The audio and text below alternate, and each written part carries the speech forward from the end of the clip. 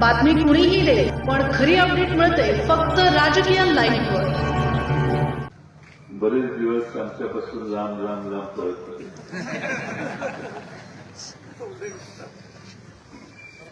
मी लक्ष ठेवू नको की कधीतरी टप्प्यात आल्यावर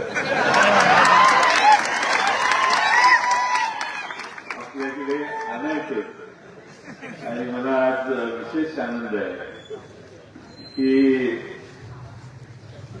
संतोष जन्मट आणि त्यांच्या सौभाग्यवती उर्मिलाताई संतोष जन्मट यांनी त्यांच्या सर्व समर्थकांसह राष्ट्रवादी शरदचंद्र पवार पक्षात प्रवेश केला. जिल्हा परिषदेच्या निवडणुका आता सुरू झाल्यात. आचारसंहिता अर्ज भरल्यावर त्या अर्जदारांना लागू होईल. मी या मतदारसंघातल्या सगळ्यांशीच चर्चा केली, बराच वेळ चर्चा केली. सर्वांना विश्वासात घेऊन आपण एकमतानं निर्णय घ्यावा. पण थोडे 2 आठवडे 3 आठवडे थोडासा वेळ जास्त झाला. पण मला सांगायला विशेष आनंद वाटतोय की या व्यासपीठावरील सर्वांनी आणि या मतदारसंघातल्या सर्व गावातल्या सर्व प्रमुख नेते आणि कार्यकर्त्यांनी संतोष जन्मट यांच्या नावाला पहिली पसंती दिली, मान्यता दिली. आता आपण सगळ्यांनी एका जीवानी काम केलं तर मला या जिल्हा परिषदेच्या निवडणुकीत विजय 100% मिळेल याची मला आता खात्री आहे. संतोष जन्मट यांचं मी वर्णन वेगळं करायची गरज नाही. पण ग्रामपंचायतीत सरपंचांच्या बरोबर खांद्याला खांदा लावून उपसरपंच या नात्यानं ते कायम काम करत आले. आणि मधल्या काळात संभाजीराव कचरे 19-20 सालाच्या दरम्यान मला वाटतं संतोष जन्मट यांना घेऊन एकदा माझ्याकडे आले होते. संभाजीराव कचरेंचा त्यावेळी प्रस्ताव होता की संतोष जन्मटनं आपल्या पार्टीत आपण आणला. बरोबर आहे होय का नाही?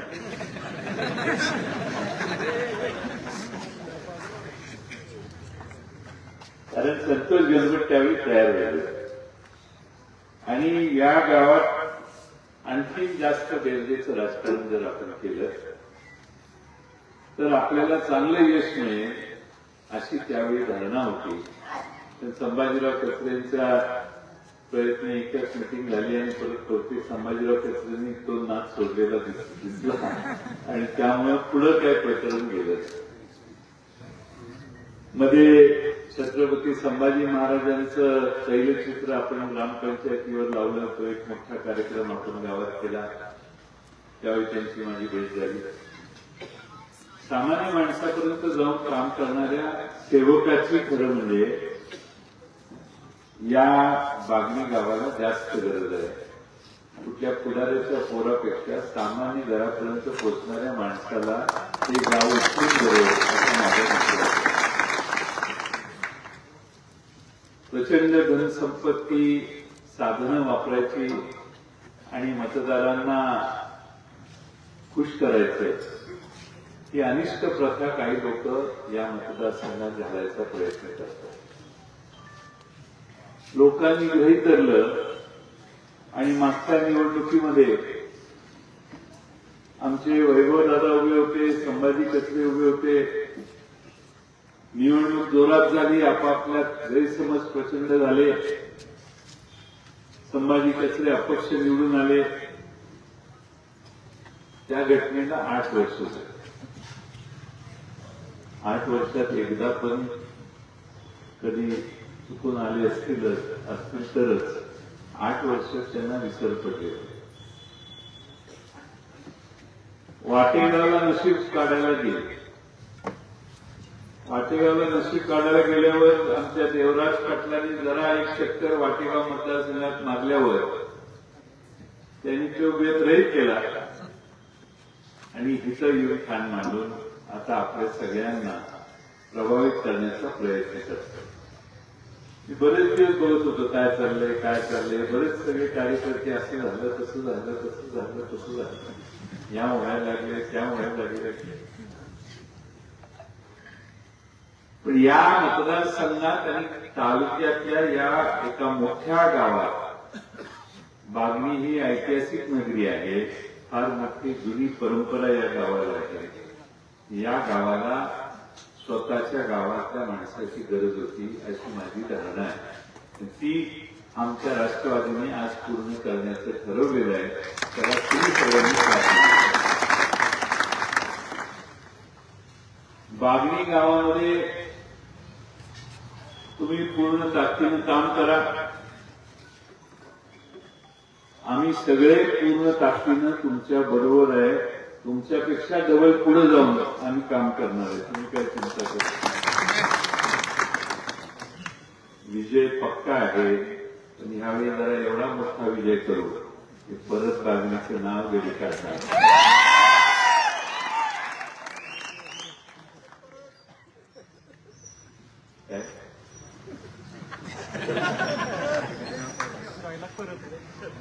आम्हाला संतोष जन्मट आणि आमच्या राष्ट्रवादी काँग्रेसला रस आहे तो या मतदारसंघातल्या विकासाचा.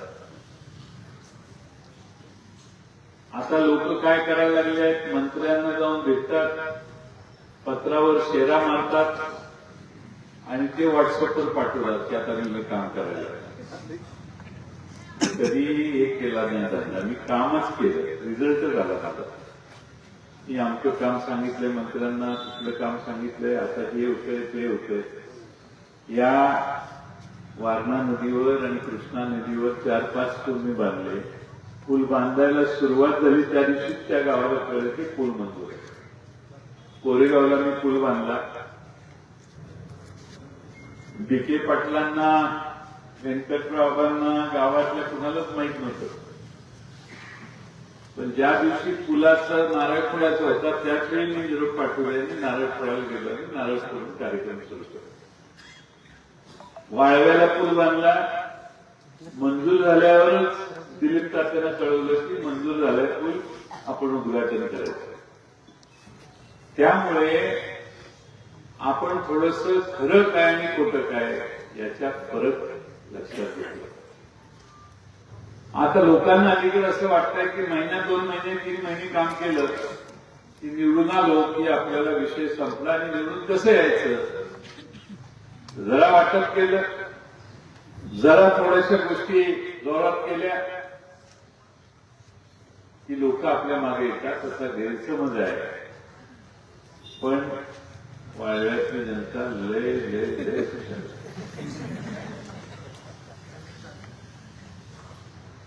मला इथे पंढरपूरला जायचं इच्छा आहे. बरेच दिवस गेलो नाही. कोण बस म्हणतं बस नाही तर का नाही बघायचं.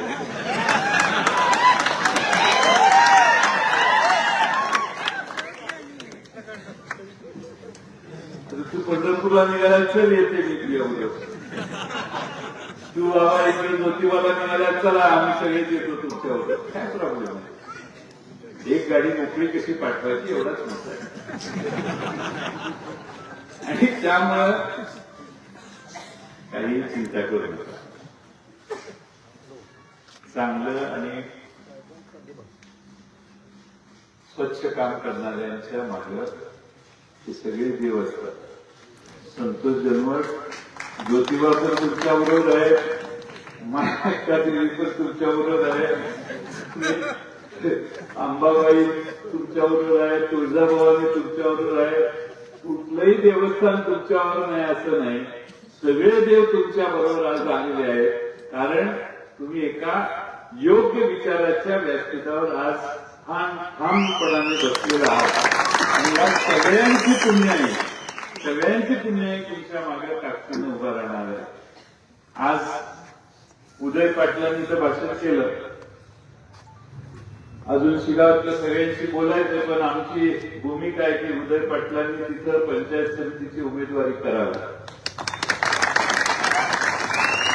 अतिशय चांगलं सर्वांना बरोबर घेऊन काम करणारा एक तरुण चेहरा आम्ही या निमित्तानं पंचायत समितीसाठी आपल्या सर्वांना देतोय आणि बागणी आणि शिगाव मिळून हा मतदारसंघ असल्यामुळं आपणाला माझी कळकळीची विनंती आहे की जेवढे आमच्या संतोष जनवटना मतदान होईल तेवढंच मतदान आमच्या उदय पाटलांना करण्याची जबाबदारी तुम्ही सगळ्यांनी घेतली पाहिजे आणि त्यांच्या मागे आपल्या सगळ्यांचा आशीर्वाद उभा केला पाहिजे. आज आपण सर्वांनी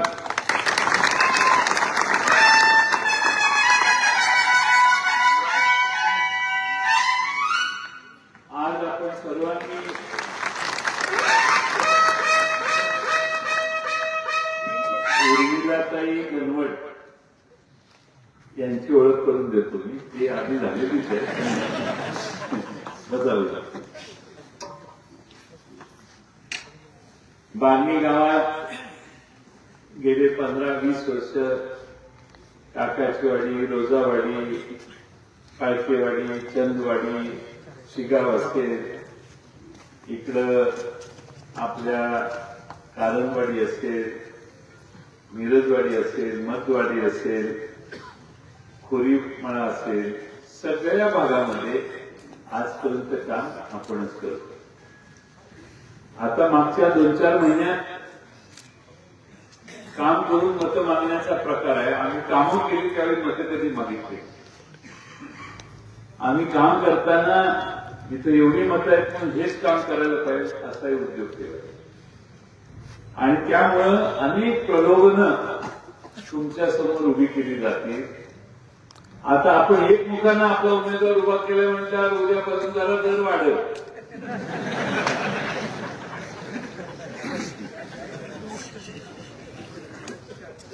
बरोबर आहे ना माहिती. आता काही उपयोग होणार नाही. बागणी गाव एकसंघपणाने संतोष जनवट दादांच्या मागे उभा राहिलेला आहे. ही तुमची आमची सगळ्यात मोठी या निवडणुकीची जमिती आहे. शिगाव गाव देखील एकसंघपणाने आपल्या पक्षाच्या उमेदवारांच्या मागे उभा राहणार आहे. कारंजवाडी देखील मोठं गाव आपल्या पक्षाच्या मागे उभा राहणार आहे. मग मतं कुठं मिळणार हा प्रश्न समोरच्या बाजूला आपण कधीतरी जमलं तर विचारा. मला आता त्यांच्यावर काही टीका करायची नाही, वेळ भरपूर आहे. आता आजपासून आपण सगळ्यांनी कामाला लागा. आपल्या सर्वांना माझी एवढीच विनंती आहे, सगळ्यांनी ताकदीने हे परभागात आलेलं अरिष्ट परत घालवण्यासाठी प्रयत्न करावे. हे अरिष्ट यासाठी आहे की हा धूमकेतू 2 महिन्यासाठी जाते, परत नाही. 8 वर्षापूर्वी एकदा आला होता का नाही, नव्हता. त्यामुळं मी रील वगैरे बघतो, सांगतो इकडं गेलं तिकडे गेलं जायचं आणि आपलीच माणसं आहेत सगळी. त्यामुळं आपण सगळ्यांनी जर ताकदीने काम केलं तर मला विश्वास आहे की बागणी गावच्या विकासासाठी आणखी नवी ताकद राष्ट्रवादी काँग्रेस शरदचंद्र पवार पक्षांनी आज गणवटांच्या रूपानं या गावाला दिलेली आहे. या गावाचं हित या गावाचा उमेदवार निवडून मोठ्या मतानं देण्यासाठी आहे. जिल्हा परिषदेचा उमेदवार आपण निवडून देताना जिल्हा परिषदेची सगळी कामं संतोष जनवट हे अतिशय ताकदीनं करतील.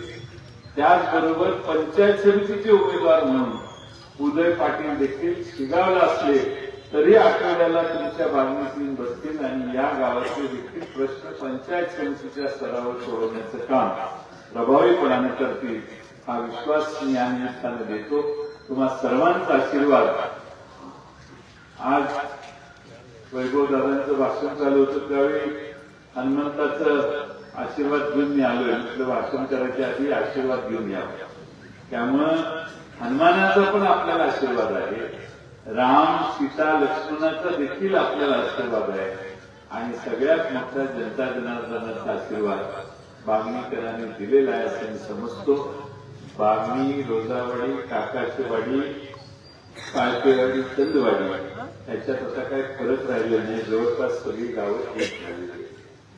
आणि त्यामुळं रोजावाडीपासून ही सगळी गावं एक गट्ट्याने संतोष जनवट यांच्या मागे उभी राहावी एवढी विनंती करतो. विषय वाढला तर परत येईल, नाही वाढला विषय इथंच संपला. काही लोक आता ही उमेदवारी झाल्यावर कदाचित कॅन्सल करतात कार्यक्रम समोरच्या बाजूला, आणि त्यांना ती अजूनही संधी आहे. त्यामुळं माझी विनंती आपल्याला आहे की आपण सगळ्यांनी मात्र कामाला लागावं. ज्यांनी ज्यांनी राष्ट्रवादी काँग्रेस पक्षात आज प्रवेश केलेला आहे त्या सगळ्यांचा प्रवेश आज झालेला आहे असं मी जाहीर करतो. आणि एवढंच त्या कार्यकर्त्यांना सांगतो की या गावामध्ये यापूर्वी आमच्याबरोबर जे कार्यकर्ते आहेत त्यात तुम्ही सगळे नव्यानं जरी आलेले असला तरी नवा जुना अशी वागणूक आमच्याकडून कुणालाही मिळणार नाही. तुम्हाला एकत्रितपणाने या गावाच्या विकासात सहभागी करून देण्याची जबाबदारी आम्ही सगळे घेऊ. आणि तुम्हाला परकेपणाची भावना कधी येणार नाही याची काळजी कार्यकर्त्यांना, याची काळजी आम्ही सगळेजण ताकदीने घेऊ एवढंच या निमित्तानं सांगतो. आणखी 2 कार्यक्रम इथून पुढे आहेत, त्यामुळे मी वेळेत भाषण संपवून आपल्या सगळ्यांची रजा घेतो. या मतदारसंघातले सगळे प्रमुख कार्यकर्ते मिरजवाडीपासून, मर्दवाडीपासून, सारंगवाडीपासून, शिगावपासून सगळ्या भागातून जे आलेले आहेत त्या सर्व कार्यकर्त्यांनाही विनंती करतो की आता आपण प्रचाराला आणि कामाला लागा एवढीच विनंती करतो. आणि माझे 2 शब्द. राजकीय घडामोडींचं सर्वात वेगवान अपडेट फक्त इथेच राजकीय लाईव्हवर. आमच्या YouTube चॅनलला लाईक, शेअर, सबस्क्राईब करा आणि रहा राजकारणाच्या रणभूमीवरील थेट नजरेत.